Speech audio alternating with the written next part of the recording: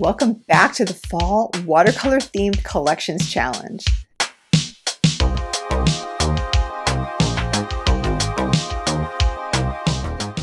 Last week in Lesson 1, I showed you how I strategized my theme, chose my colors, and showed you the supplies that I'm going to be using to create a cute little mini Halloween collection. If you missed that video, you can click on the screen now to watch it. This week in Lesson 2, I'll show you how I sketch and paint my collection while I share tips with you throughout the entire process. If you don't know me yet, hi, I'm Chris V from OctopusConnection.com, and I've been a creative teacher online since 2016. I offer courses, a watercolor membership, and I have over 20 classes on Skillshare.com. Just a reminder that I'm calling this a weekly challenge, but that doesn't mean you have to paint every single week. Although the more practice you get, the more you're going to grow your skills. That's going to be up to you because it's not about how much work you do, but how much support and help you can get in the weekly lessons and in the community, which is full of kind, helpful, generous people, so I really hope you join us. Let's get to the project.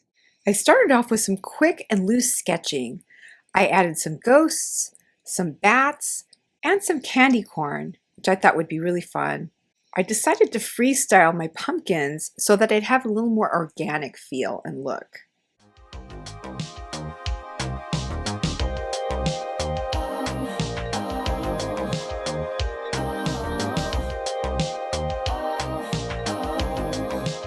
I'm going to go ahead and start with some gray. Here's my original set with the slate black way in the back.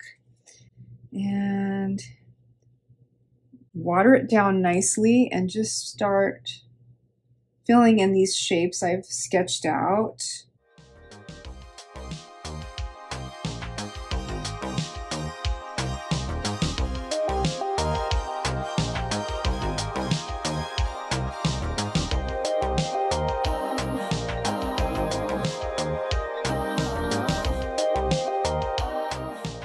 Looks like I kind of have a shadow going on, so I'll keep that going on this side too. Again, not something that's at all important. It's just something that sort of caught my eye and I want to just go with it. I'm blending right now. I'm blending this dark into this light color. And as this, I put quite a lot of water here. As it dries, it's going to make some what we call watercolor blooms, which will leave some of that texture behind as well. And yeah, look, that's looking great.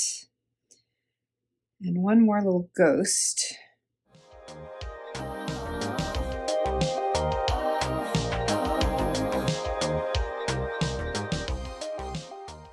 I love it. We'll see how they dry. I already like how this one's drying. I wished I hadn't made his head quite so wide, but I'm going to go ahead and go with it because I don't want to make a huge deal out of this. I want it to be really organic and kind of on the fly. I'm primarily doing this, obviously, to sharpen my skills because painting is the best way to do that. Practice, in other words. However, I really want to have fun with this, and I want it to be fun for others to look at. So the more fun I'm having, the more they're going to feel that coming through these paintings. I want these bats to be a little darker, but not black. So let's see how I can work this. A lot of times in the process of painting, I sort of like the way something looks, or I don't like the way something looks, and I discover a little bit more of myself in that. And that's what I'm looking for here.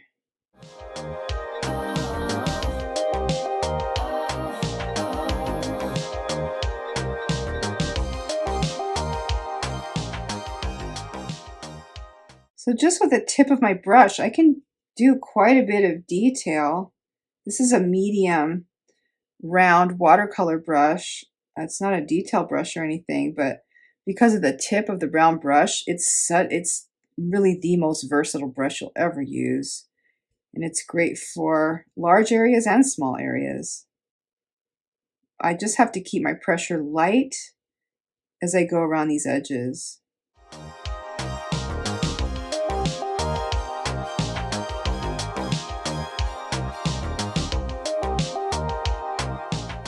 Now I'm going to move on to my candy corn, get some color on this page.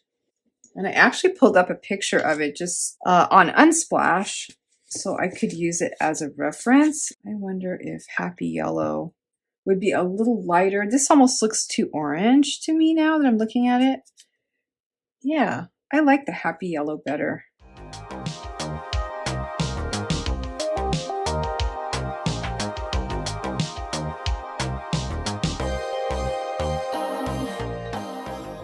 I'm not creating a really straight line here, but some kind of separation so that the next color looks more defined. And I'm going to let that dry. Ooh, my ghosts are looking nice. I kind of like the way this is pulled away from the top. I think it's looking good. I know that it doesn't kind of go with the shading on these two, but I'm not really concerned about that. So I like the way that the black is kind of pulled around the edges. I'm loving that. So I'm running into some other colors, but I think I have some room over here. It's got to stay really, really light. And I'm just going to keep it right on the tip. And I'm going to use this to keep going because I want to dilute that. That's almost too yellow for me because I don't want it to look too much like the bottom. I want some real clear contrast.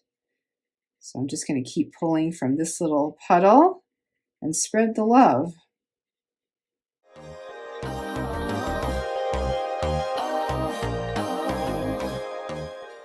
This is a great method I use. It saves paint because I'm repurposing it all over while I am thinning this out. So I don't always dab my mistakes with a paper towel. Sometimes I take them and I just spread the paint around if I need to paint more than one object with it.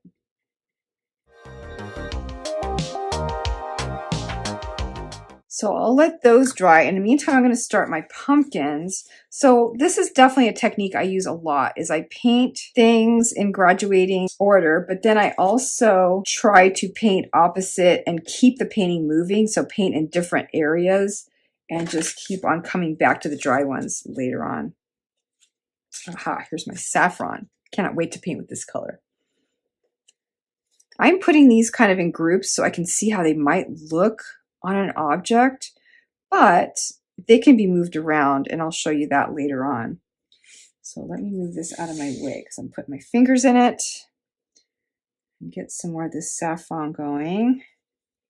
So my first pumpkin, I'm going to leave spaces between the pumpkin sections and see how that comes out. I'm going to make it nice and saturated. This paint is so saturated. The Viviva colors are really intense. And so all I have to do is not dilute it. And I know I'm going to get lots of color.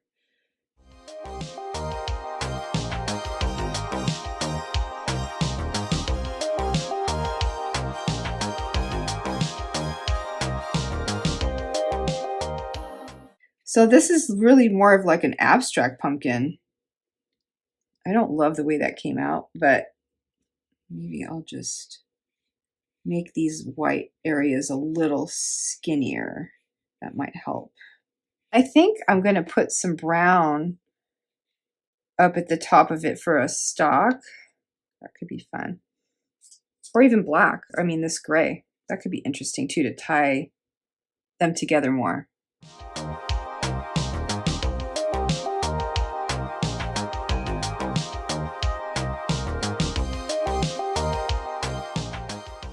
I think I wish these lines were going up a little bit more. So I'm going to try not to cover this area as much. It's good to identify what you like and what you don't like about your paintings so you can keep adjusting them, and then you know you're growing all the time. It's good to just stand back and assess.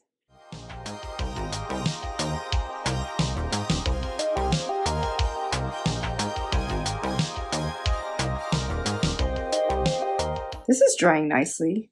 This is a lot cleaner. We'll see what I like in the end.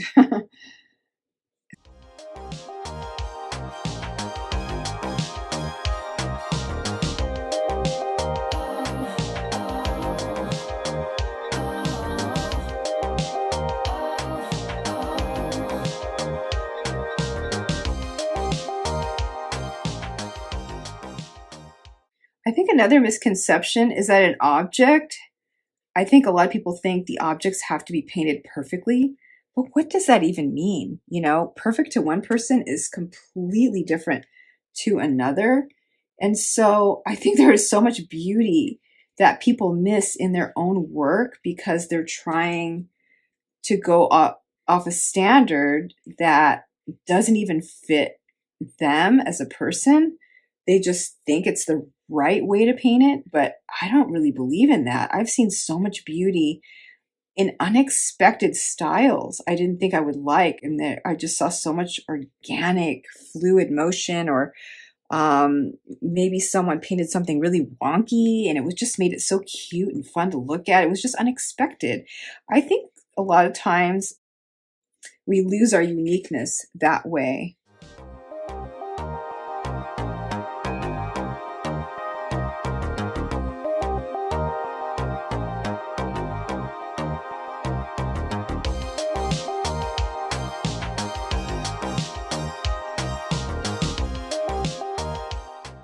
I like that. I'm going to go ahead and over here so I don't put my fingers in my wet paint on that side. So yeah, it's a consideration when you, as you're painting. I try to go left to right because I'm right-handed and my hand ends up in the paint a lot, and it's a bummer when you have to repaint something. So that's just a little tip that you can put in your bonnet. Maybe you're left-handed and you have to go the other way.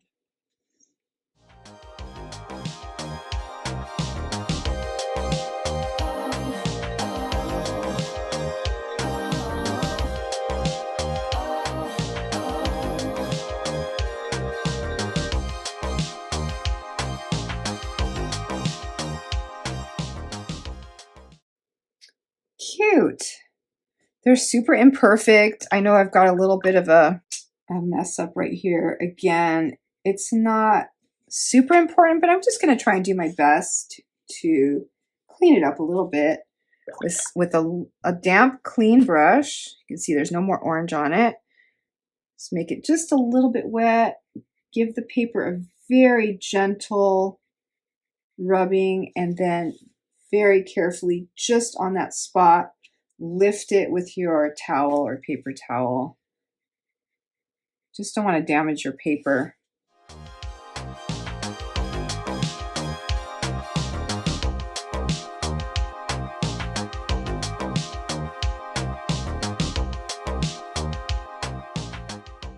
For my purposes, I probably really don't need to clean this up because I'm going to be able to isolate this once I get it in digital form, because I'm going to be doing a little bit of a digital thing with this. And if I wasn't doing digital, I could always cut them out and paste them on a background or whatnot, so that might not even necessarily be a problem.